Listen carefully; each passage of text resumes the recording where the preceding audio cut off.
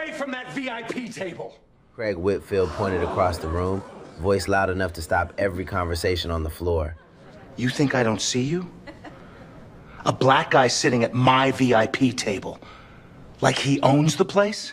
Brittany grabbed his arm, not to stop him, to add fuel. These seats are for people who actually matter, not every person who walks in off the street. 200 people stared. The black man at the table didn't stand, didn't apologize, didn't explain himself. He just picked up his pen, slowly, deliberately, and wrote one final signature on the document in front of him. Craig took 3 steps closer, chest out, voice dropping to something uglier. Security. Come drag this filthy rat out of my sight! He had no idea.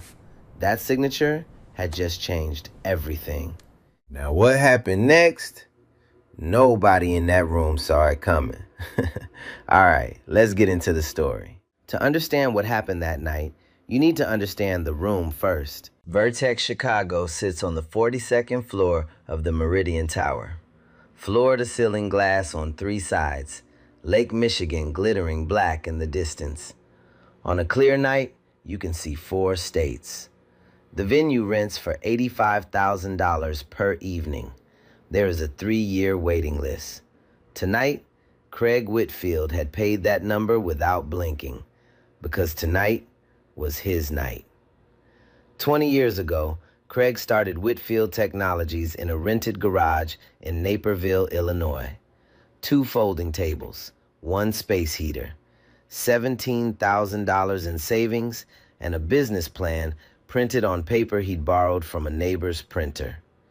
2 decades later, 4,200 employees, offices in 12 cities, a successful IPO that valued the company at $2.8 billion. His face had been on the cover of Inc. magazine twice. He had shaken hands with senators. He had been quoted in the Wall Street Journal 14 times in the last year alone. Craig Whitfield had built something real, and he needed everyone in that room to feel the weight of that. The guest list read like a who's who of Chicago's business elite. Board members, early investors, technology executives, the kind of people who don't check price tags, not because they're careless, but because they stopped needing to years ago. Every detail of the evening had been curated by Brittany Whitfield. The centerpieces, white orchids flown in from Miami. The playlist, a jazz musician Brittany had personally hired after seeing him perform at a private event in the Hamptons. The dress code, black tie, strictly enforced. The menu, a 7-course tasting experience from a chef with 2 Michelin stars. Brittany had walked the room 3 times before the first guest arrived. When she reached the VIP section, a roped-off area near the north window, the best view in the building, she stopped and spoke to Patricia Norris, Vertex's floor manager. "Nobody sits here unless I have personally confirmed them." "Nobody." Patricia nodded. She had managed this venue for 11 years. She had heard versions of this instruction before. She said nothing about what she already knew. That was the first thing the evening chose not to reveal. Now, across the room, arriving quietly through the main entrance at 7:21 p.m., was Owen Turner. He came alone. No assistant walking 2 steps behind. No entourage. He handed his coat to the attendant at the door, said thank you, and meant it. His tuxedo was immaculate, but understated. No pocket square, no cufflinks that caught the light, nothing that announced itself. At the check-in desk, his name was not on Craig's guest list. The attendant looked down, looked up, reached for the phone. A 30-second call, a pause, then a nod, and a wristband placed on the counter. Not the silver one for general guests, not the gold one for Craig's VIP section. A 3rd color, matte black. The kind that doesn't need to announce itself either. Owen slid it onto his wrist, picked up his folder from the counter, and walked into the room. He didn't stop at the bar. He didn't scan the crowd for familiar faces. He walked with the quiet certainty of someone who had been in this building before, not as a guest, but as something else entirely. He went straight to the VIP table, sat down, opened his folder, uncapped his pen. Raymond Cole, Owen's senior advisor, a lean man in a charcoal suit, positioned himself near the east wall, close enough to see everything, far enough to be invisible. He checked his watch, then his phone, then the room. At 7:24 p.m., he sent a single text message. 3 words: "We're on schedule." Nobody in that room, except Raymond, knew what that schedule was. Across the floor, Craig Whitfield was working the crowd with the confidence of a man in his natural habitat. Handshakes, loud laughter, a hand on the shoulder here, a pointed finger gun there. He was performing 20 years of success, and he was very good at it. Then his eyes moved to the VIP table, and they stopped. A black man, sitting in his section, alone, calm, writing something. Craig didn't ask anyone who the man was. He didn't check with Patricia. He didn't find Stephen Harrow, his CFO, who was standing 40 feet away and would have told him everything. He just started walking. And that decision, made in under 4 seconds without a single question asked, was the moment the evening began to fall apart. Craig covered the distance in 12 steps. He didn't slow down, didn't soften his expression, didn't give himself a single moment to reconsider. The room was full of his guests, his employees, his investors, people who had watched him build something from nothing for 20 years. And there was a man sitting at his table who had no business being there. In Craig's mind, this was simple. This was his room, his rules.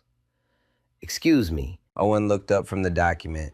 His pen stayed in his hand. "This section is reserved." Craig's voice was controlled, professionally cold. "Private event. You're going to need to move." Owen held his gaze for a moment, calm, unhurried. "I'm fine where I am." Craig blinked. 3 words, delivered without aggression, without apology, without any of the social signals that usually followed when Craig Whitfield asked someone to do something. He wasn't used to 3 words like that. He stepped closer, close enough that the nearest table could hear every syllable. "I don't think you understood me. This is a VIP section. These seats are reserved for board members and major investors of my company. I know every single one of them by face."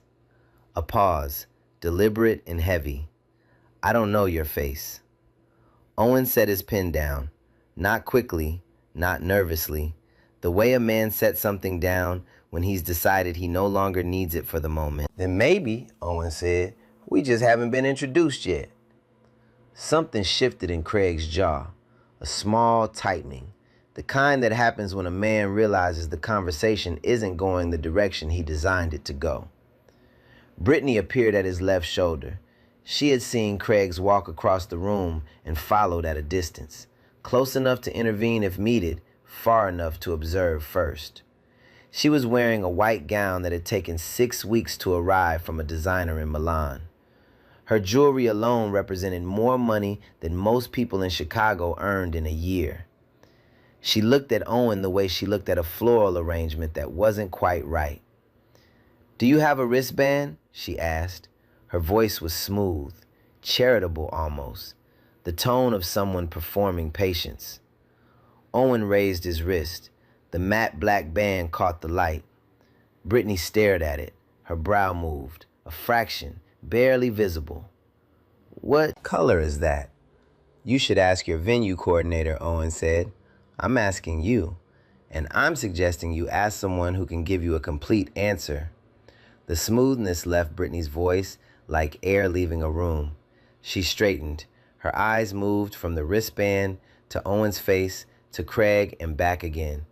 She didn't know what the band meant, and the fact that she didn't know, in an evening she had personally engineered down to the color of the orchids, was the first crack in the foundation. Craig didn't notice the crack. Craig was already beyond noticing anything that small. "Okay." He said the word like a door closing. "I've asked you politely. My wife has asked you. You're still sitting there." He turned his head toward the entrance and raised his voice. Not a shout yet, but moving in that direction with clear intent. Security. Tom Bradley, the venue's head of security, was a broad-shouldered man who had worked events at Vertex for 6 years. He crossed the room in steady, unhurried strides. He had heard the tone in Craig's voice. He had also seen the wristband on Owen's wrist from across the room. He stopped beside the table, looked at Owen, looked at the band. He did not reach for Owen's arm. He did not ask Owen to stand. He said, "Is everything all right here, sir?" And he said it to Owen.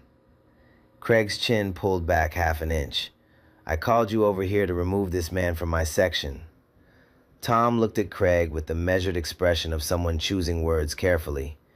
"Sir, I'm going to need to verify a few things before—" "Verify what?" Craig's voice climbed a full register. "This is a private event. I have a contract with this venue. That contract gives me exclusive use of this floor tonight. So whatever you need to verify, verify it somewhere else and come back here and do your job." Tom didn't move. "Mr. Whitfield, the venue contract covers general and premium event space.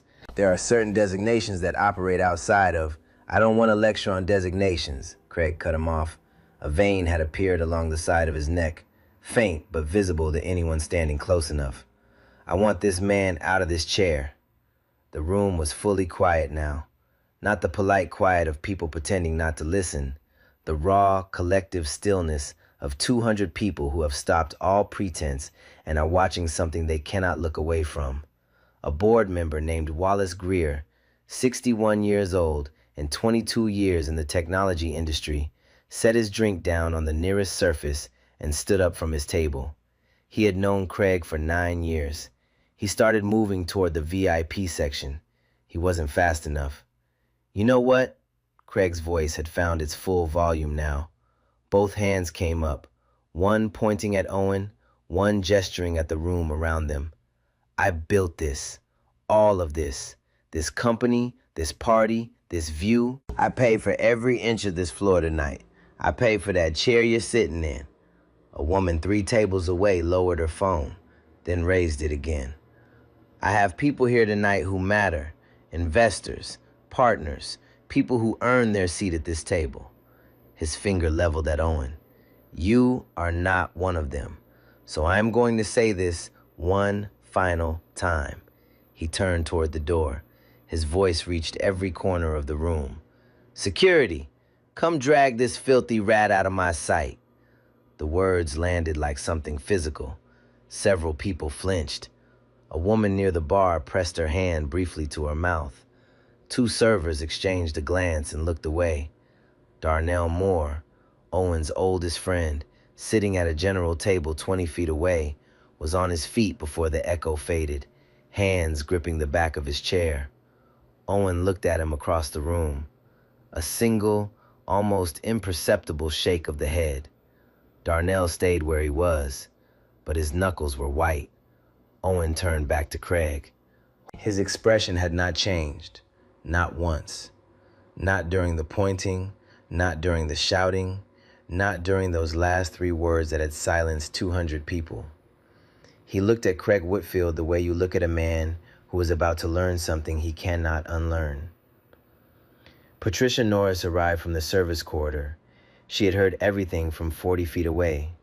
She positioned herself between Craig and the table with the careful precision of someone who has managed difficult situations in expensive rooms for over a decade.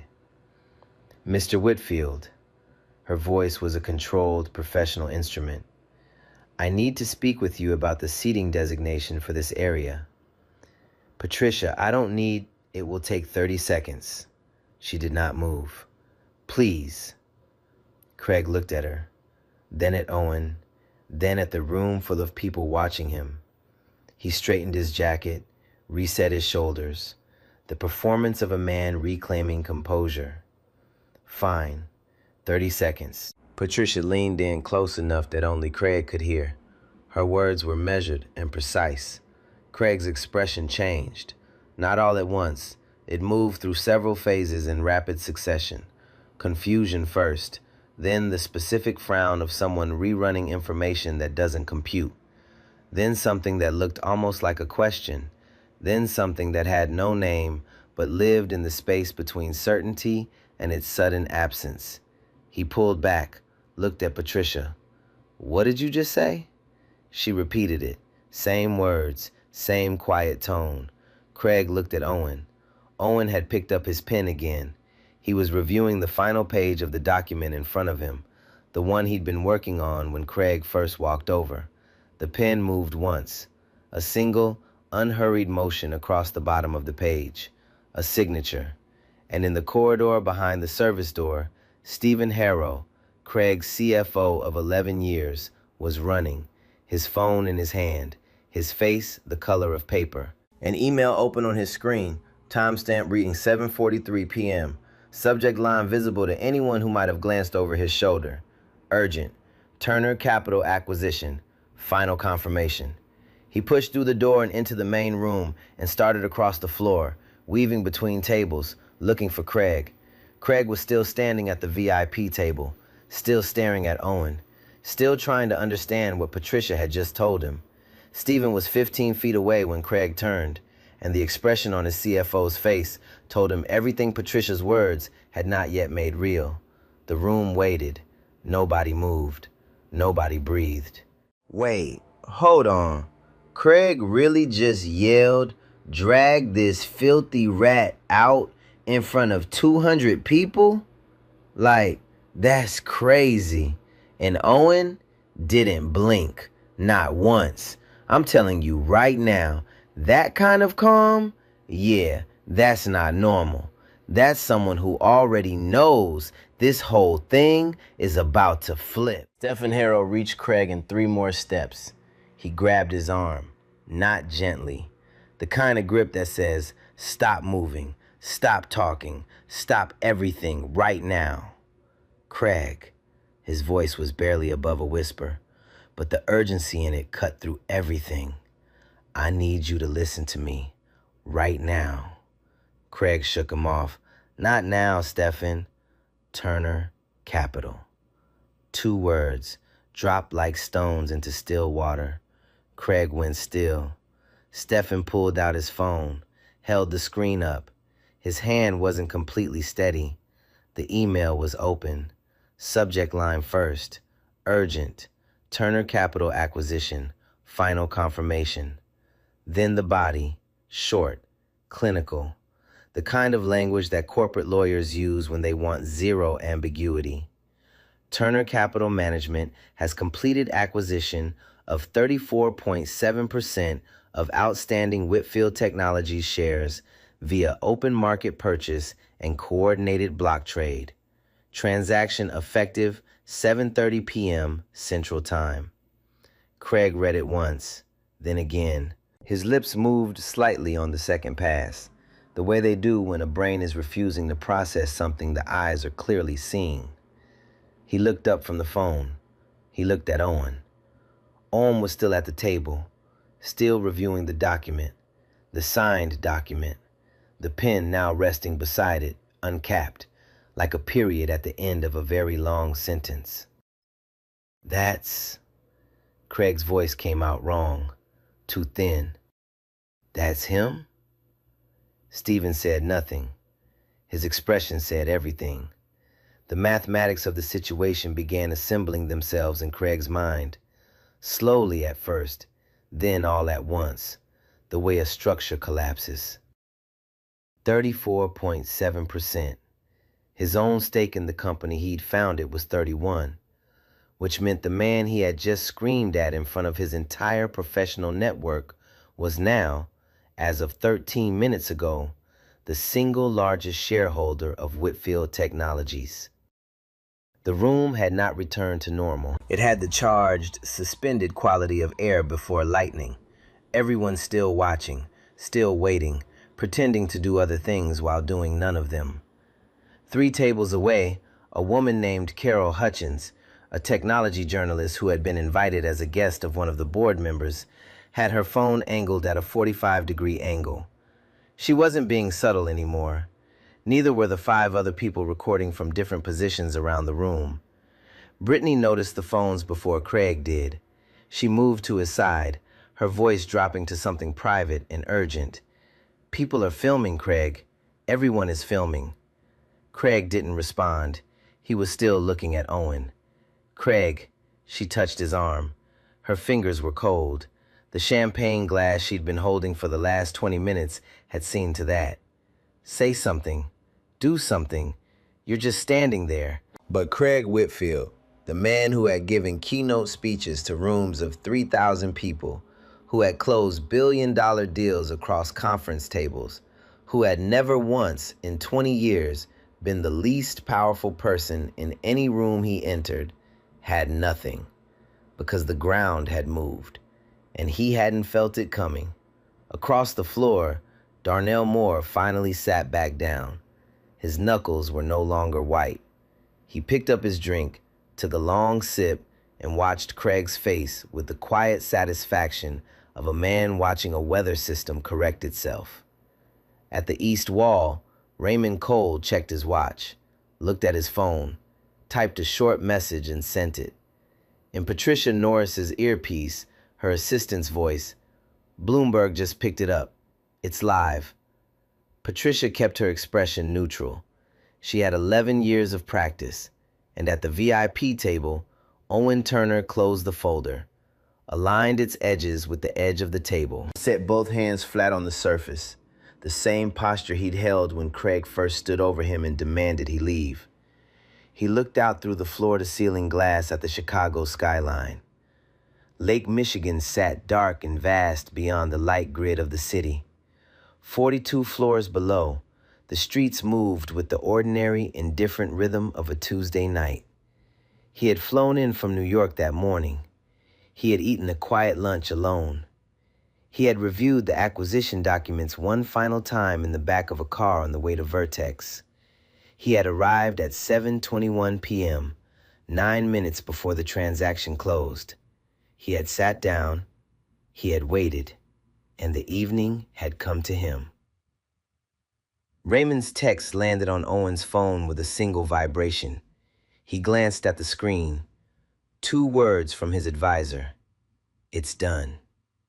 Owen set the phone face down on the table, straightened his jacket, and looked across the room at Craig Whitfield, still standing, still staring, still holding the ruins of the last 20 minutes in both hands like something he didn't know how to put down. It was 7:51 p.m. In 9 minutes, the evening's program was scheduled to begin. Owen reached for his water glass, took a calm, unhurried sip, and waited for the clock to reach 8. At exactly 7:58 p.m., the LED wall behind the main stage flickered. It had been running a quiet slideshow all evening. 20 years of Whitfield technologies assembled by Brittany's event coordinator. Early office photos, product launches, the IPO bell, Craig shaking hands with people whose names appeared regularly in financial press. Then the slideshow stopped. A single headline filled the entire wall. White text on black background. Clean, unavoidable. Breaking, Bloomberg. Turner Capital acquires 34.7% stake in Whitfield Technologies. Becomes largest single shareholder effective 7:30 p.m. Central Time. The room read it in silence, then read it again. Someone said, out loud, to no one in particular, "What is happening right now?" Brittany turned to the LED wall, turned back to Craig, turned back to the wall.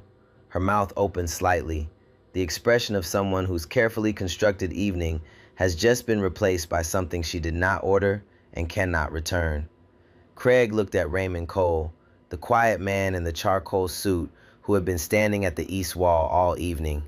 Raymond was looking at his phone, not at Craig, not at the wall, at his phone, with the composed expression of someone watching a process complete on schedule.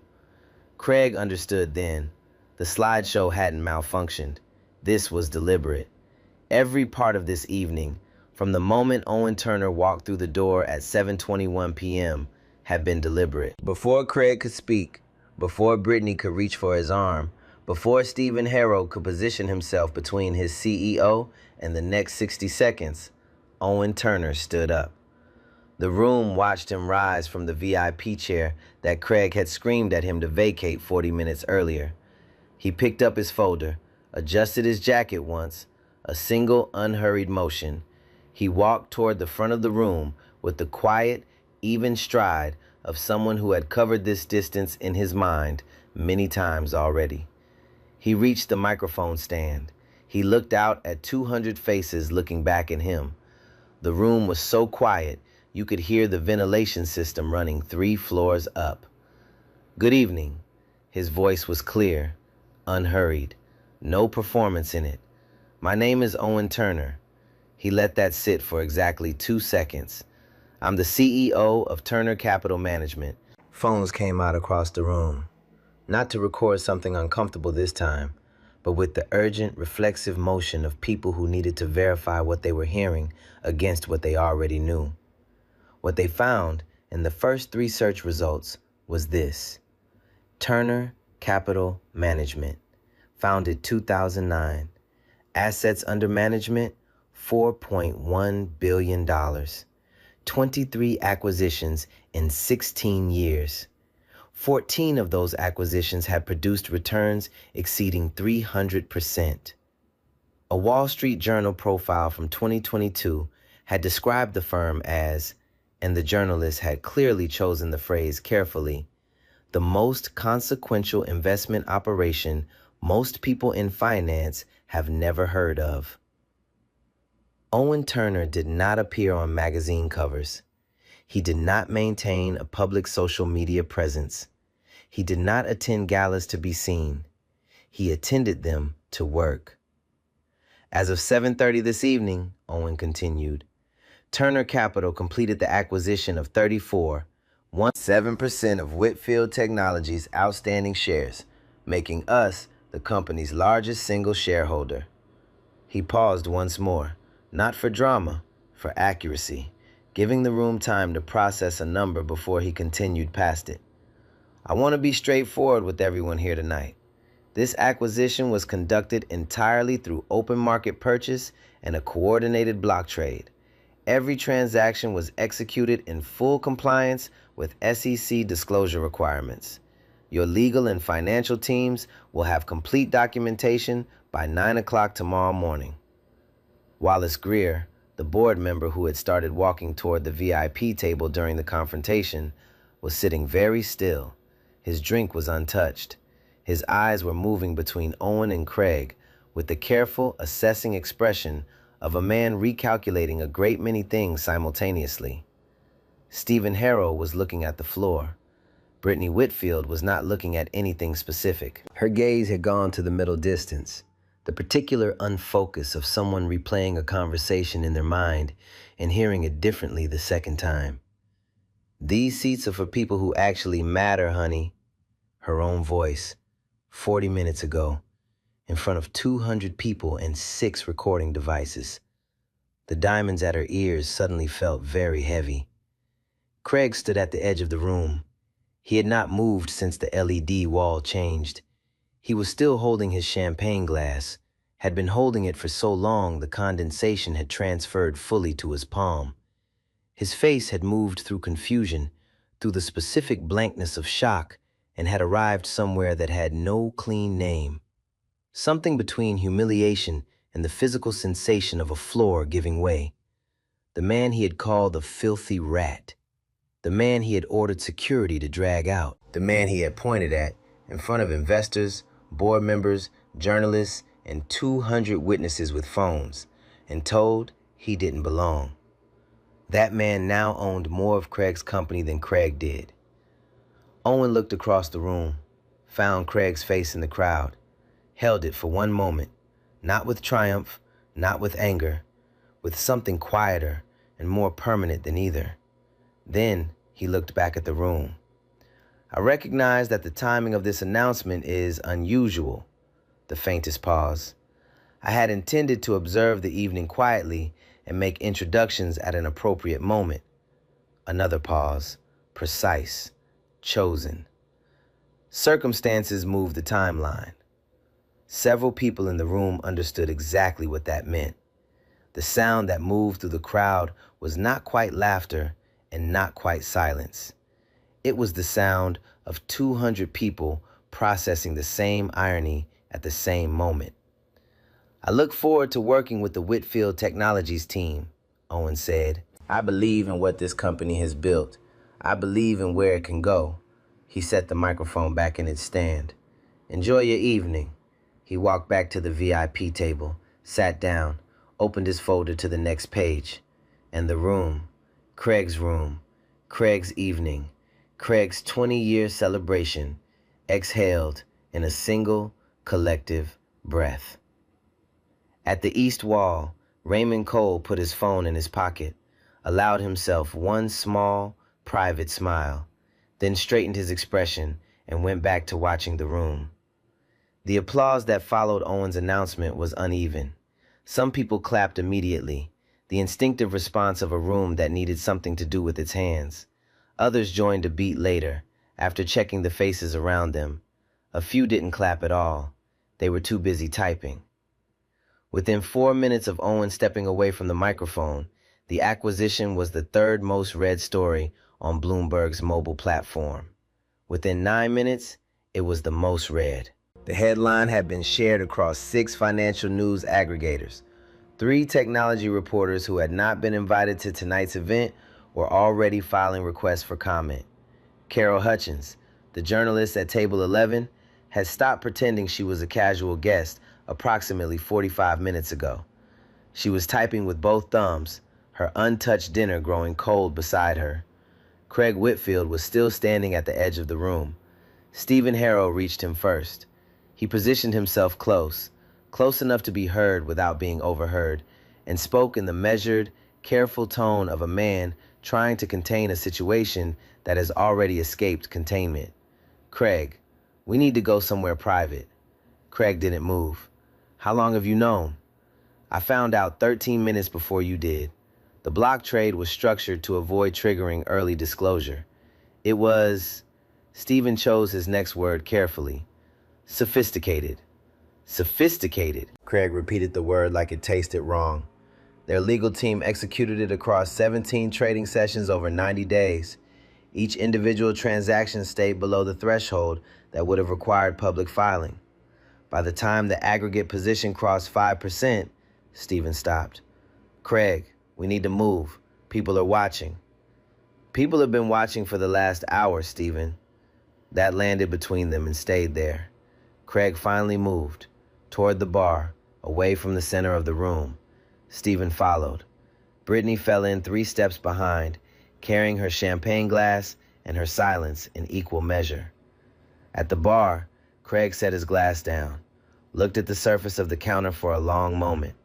When he looked up, his eyes found Owen across the room, still at the VIP table, still working through the folder, as composed as he had been when the evening started. "I need to talk to him." "Stephen." "Craig, I don't think that's—" "I need to talk to him." Stephen looked at Brittany. Brittany looked at Craig. Neither of them said what they were both thinking, which was that Craig had already said quite enough this evening. Craig crossed the room alone. He reached the VIP table and stood at its edge. Owen looked up. His expression was open, neutral, the face of a man prepared to have a conversation, not a confrontation. Craig pulled out the chair across from Owen and sat down. For the first time all evening, he was not standing over anyone. "I want to understand," Craig said, "what tonight was." Owen considered the question for a moment. Tonight was the completion of an acquisition and the notification of relevant stakeholders. Both of those things happened. You could have called. You could have sent Gerald Bradford. You could have filed the paperwork and let us find out through normal channels. "I could have," Owen said. "I chose to be here instead." "Why?" Owen looked at him steadily. "Because I wanted to meet the people who built this company, in person, in a room where everyone was present." A brief pause. "I thought that was the professional approach." Craig held his gaze. "And what happened tonight, what I said to you, that's a separate matter. I want to address it. Then address it." Craig was quiet for a moment. The sounds of the room moved around them, conversations restarting, the cautious return of the evening's ambient noise. But at this table, everything was still. "I didn't know who you were," Craig said. Owen said nothing.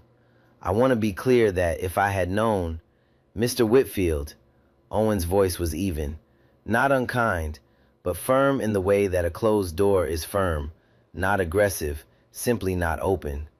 "I'd like to stop you there." Craig stopped. "You didn't know who I was," Owen said. "That's accurate, but I'd ask you to sit with what that actually means." He let that land. "The question isn't what you would have done if you'd known. The question is what you did when you didn't know. And the answer to that question," he gestured once briefly at the room around them, "is documented." The word documented carried the particular weight of a man who understood exactly how many phones had been recording and from how many angles. Craig looked at the table. A long moment passed. "I was wrong," he said. The words came out stripped of performance. No boardroom cadence, no carefully managed tone. Just 3 words in the voice of a man who had run out of other options. "Not because of who you are. I was wrong because of how I acted. I understand that." Owen nodded slowly. "I hear you. Not, I forgive you. Not, it's all right. Just, I hear you. Precise, complete." "What happens now?" Craig asked. "In terms of business, my team will contact yours Monday morning. Gerald Bradford will send a proposed agenda to Stephen Harrow by end of day tomorrow. We'll want to review roadmap, capital allocation priorities, and board composition over the next 30 days. Craig absorbed this. Board composition. Turner Capital holds 34.7%. That entitles us to board representation. We'll be proposing 2 seats. Who? People who are good at their jobs, Owen said. That's the only qualification I've ever cared about. A beat of silence. And outside of business? Craig asked. Owen looked at him with the same steady, unhurried attention he had maintained all evening. Outside of business, Mr. Whitfield, that's between you and yourself. I'm not in a position to give you what you're looking for from me right now. Maybe that changes, but not tonight. Craig nodded once, stood up, straightened his jacket, the same gesture he'd made dozens of times this evening, each time with less conviction than the last. He walked away from the table. Brittany was waiting near the bar. She watched Craig approach, read his face, and made a decision. She walked past him, toward the Vipe table. She sat down across from Owen without waiting for an invitation. Her posture was different now. The performance of the evening, the curated elegance, the social precision had gone out of it. She sat like someone who was tired of holding something up. "I owe you an apology," she said. "Not the same one Craig owes you. Mine is different." Owen waited. "I asked you about your wristband." She said it directly, without softening it. "I asked you in a way I wouldn't have asked anyone else in this room, and I knew what I was doing when I did it." She looked at him. "I want you to know that I know that." Owen was quiet for a moment. "That took something," he said finally, saying it that way, without the excuses. "I have excuses," Brittany said. "I just don't think they're worth your time." Something almost imperceptible shifted in Owen's expression. Not warmth exactly, but the faint acknowledgement of a person recognizing another person, clearly without the interference of the evening's noise. "I appreciate you saying it," Owen said. Brittany nodded, stood, smoothed her dress once. She walked toward the elevator without stopping. She did not return to the party. The evening continued around Owen in the way that evenings do when the defining event has already occurred, with the slightly hollow energy of people going through motions that have lost their original purpose. Board members came to introduce themselves. Several had already researched Turner Capital on their phones and arrived at the table with the alert, recalibrated attention of people who understood that the power geometry of their professional lives had just shifted. Owen spoke with each of them briefly, directly, without theater. Wallace Greer stayed longest, 20 minutes, 2 cups of coffee, a conversation about the company's infrastructure investment pipeline that was, by any measure, substantive. He left having exchanged cards with Raymond Cole and scheduled a call for Thursday. At the bar, Craig Whitfield sat alone for a long time. Stephen joined them eventually. They didn't talk much. Stephen ordered a club soda. Craig kept his glass but stopped drinking from it. They watched the room that Craig had built in the most literal sense available to him, from an $85,000 venue contract and 20 years of work. The room that had, over the course of one evening, rearranged itself around a different center of gravity.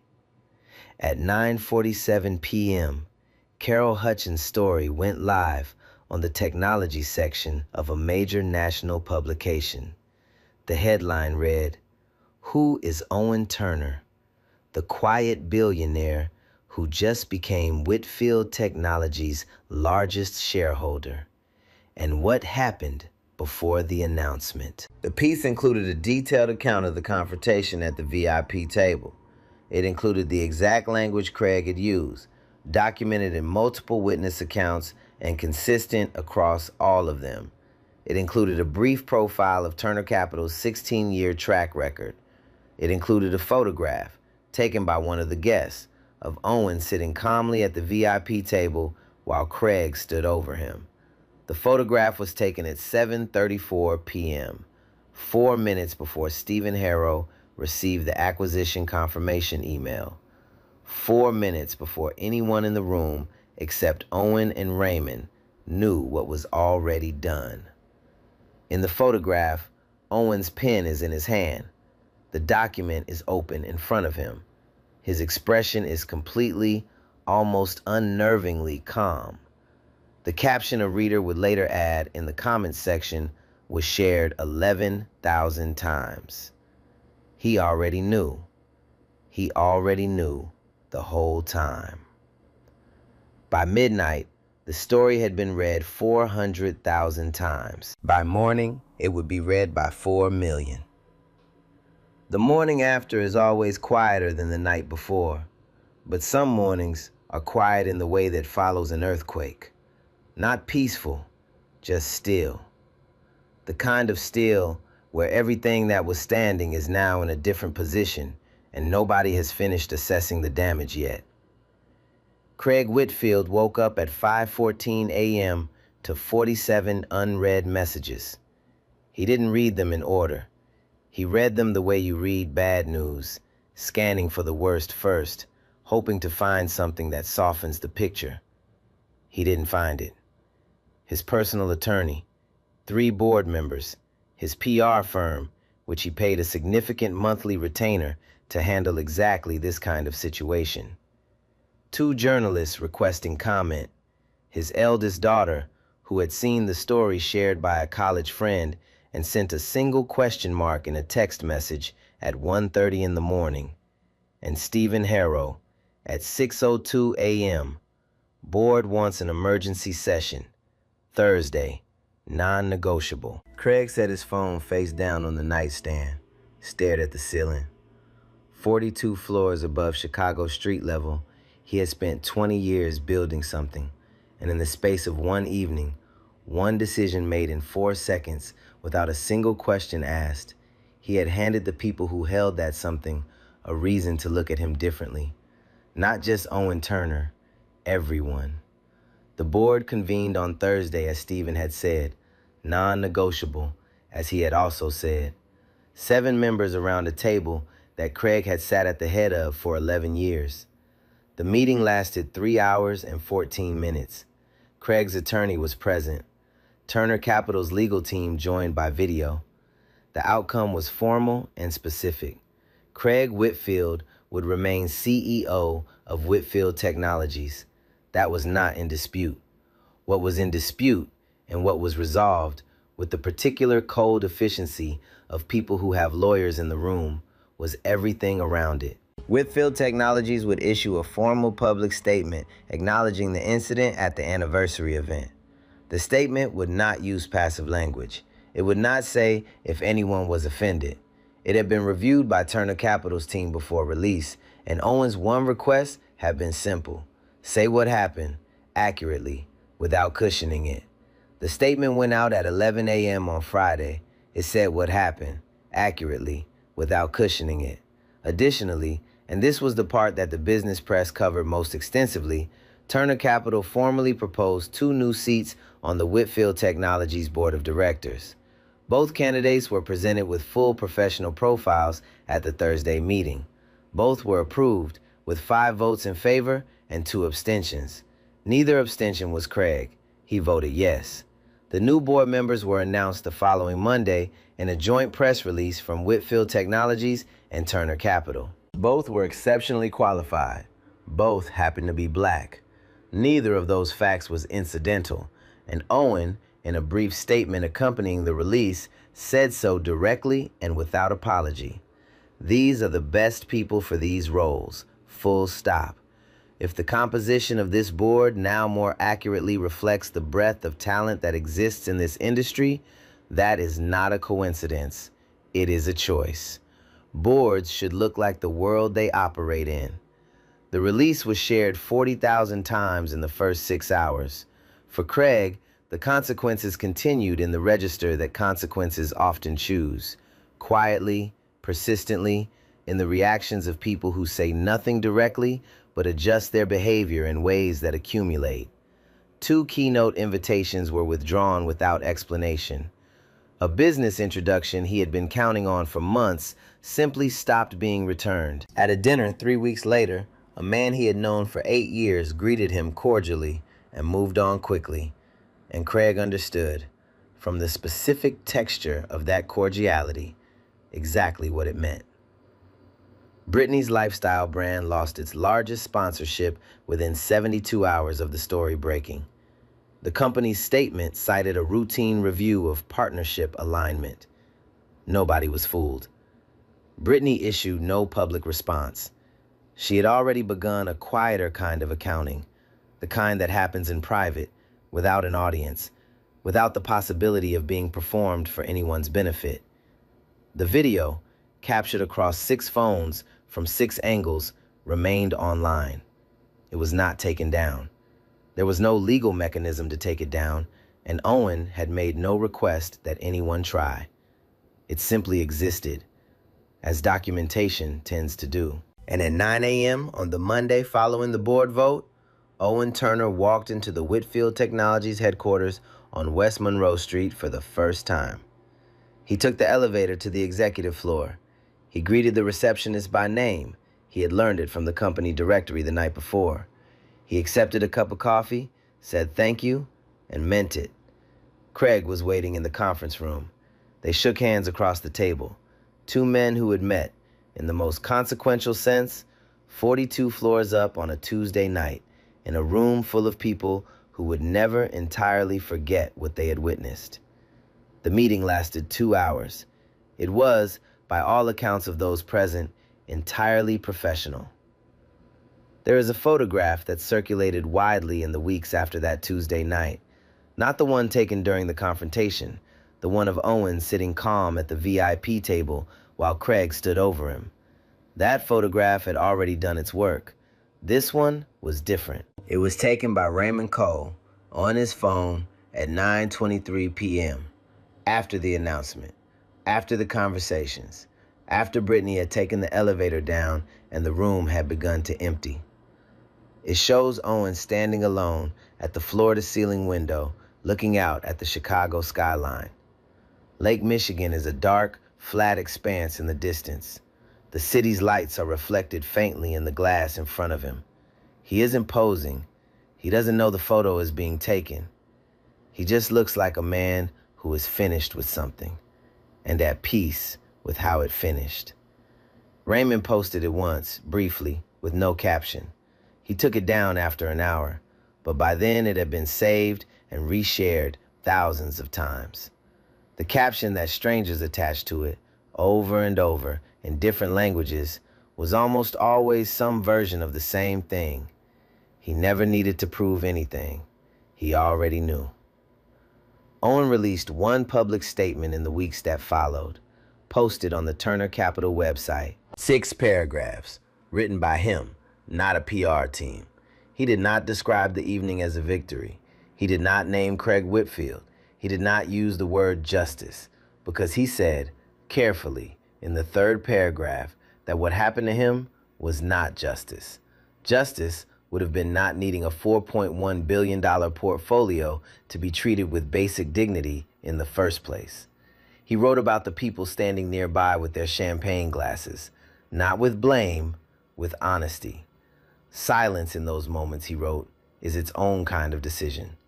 He wrote about the people who face the same moment without what he has, without the wristband, without the folder, without Raymond Cole at the East Wall. My story ended the way it did because of what I had built over 16 years. But the moment itself, the words, the finger pointed, the command to be removed, that moment does not care about your portfolio. It only cares about what you look like. And that is the thing worth sitting with. The statement was read by 6 million people in the first week, translated into 14 languages, assigned as reading in 3 university business ethics courses the following semester. And at Vertex Chicago, the LED wall now runs a different slideshow on Tuesday nights. One that includes a quiet acknowledgement of the evening that changed how the venue trains its staff, reviews its access designations, and responds when something goes wrong in a room full of people who could have spoken up sooner. Small changes, real ones, the kind that don't make headlines, but make rooms incrementally safer for the next person who sits down and shouldn't have to prove a single thing to stay there. All right, real quick. Yeah, the story about Owen, that part's fictional. But that feeling he had, sitting there while someone tells you you don't belong and the whole room's watching, yeah, that part's real. That happens to people every single day. Most of them don't have some folder on the table or a $4.1 billion portfolio backing them up. So I'm actually curious. If you were sitting in that room, would you have said something?